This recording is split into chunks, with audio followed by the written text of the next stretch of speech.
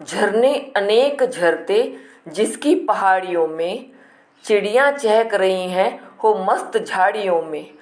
अमराइयाँ घनी हैं, कोयल पुकारती है, बहती मलय पवन है, तन मन संवारती है। वह धर्म भूमि मेरी, वह कर्म भूमि मेरी, वह जन्म भूमि मेरी, वह मातृभूमि मेरी। झरने यानी कि वाटरफॉल्स। अमराइयाँ जहाँ पर आम के बगीचे हों। मलय पवन पर्वत से आने वाली सुगंधित हवा। ये जो मलय पर्वत है ये दक्षिण भारत में स्थित है, इनकी श्रृंखला है वहाँ पर।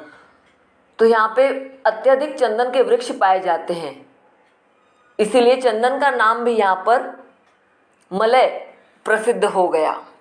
भारत साउथ इंडिया, उत्तर भारत नॉर्थ इंडिया। कवि कहते हैं भारत भूमि का सौंदर्य अलौकिक है। जहाँ एक और पहाड़ों से अनेक झरने बहते रहते हैं तो कई झाड़ियों में चिड़ियाँ चहकती रहती हैं। आम की घनी डालियों में कोयल की मीठी बोली सुनाई देती है।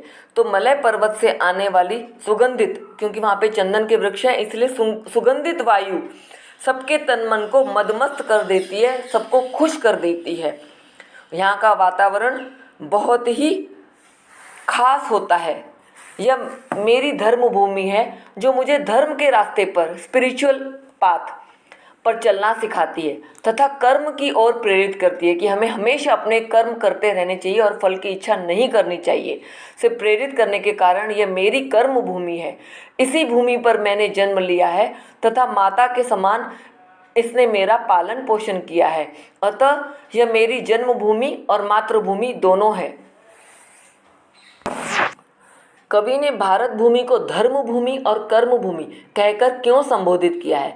कवि ने भारत भूमि को धर्म भूमि इसीलिए कहा है क्योंकि वह उन्हें धर्म के मार्ग पर चलने के लिए प्रेरित करती है। राम, कृष्ण, बुद्ध जैसे महान पुरुषों ने यहाँ जन्म लिया तथा ज्ञान का संदेश दिया और मानवता का संदेश दिया, जीवन जीने की कला सिखाई।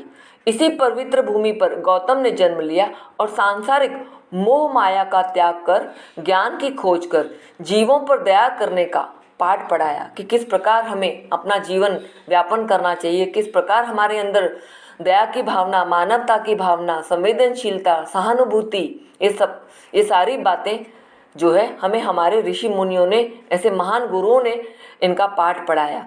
यह ज्ञान का प्रकाश देश विदेश को प्रकाशमान कर रहा है।